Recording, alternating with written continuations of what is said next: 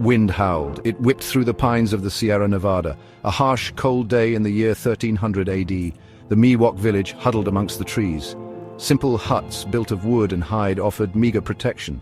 Smoke rose from cook fires, struggling against the wind. Children played, their laughter swallowed by the gusts. A woman, Amaya, stirred a pot of acorn stew, her brow furrowed, sensing a change in the air. Not just the wind, fear, primal and sharp, pricked at her senses. A shadow fell across the ground, vast and moving. A growl, low and rumbling, echoed through the village. Terror filled Amaya's heart. Bear. A monstrous grizzly, larger than any they'd seen, crashed into the village. Panic erupted. Men grabbed spears and axes, their faces grim. Women ushered children towards safety, their eyes wide with terror. The grizzly roared, a sound that shook the ground. Its claws, long and sharp as knives, flashed in the sunlight. The village elder, a wizened man named Tenok, raised his arms. He chanted words of power, ancient and strong. A gust of wind swirled around him, carrying his magic towards the beast. But the bear shrugged off the spell, its eyes burning with primal hunger.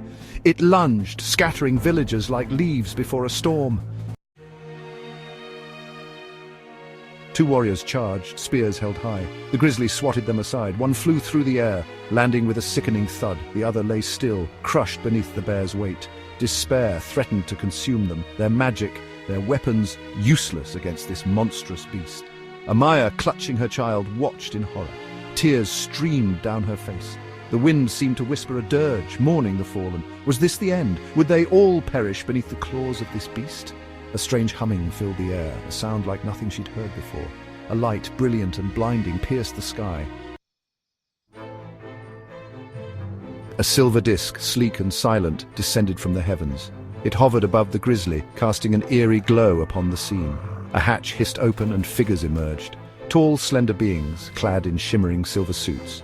Their eyes, large and black, held a wisdom beyond Amaya's understanding. One of the beings raised a hand. A beam of light, blue and crackling with energy, shot out from a device on its wrist. The beam struck the grizzly, throwing it back with a roar of pain. The bear, confused and wounded, turned to flee, but the beings were not done.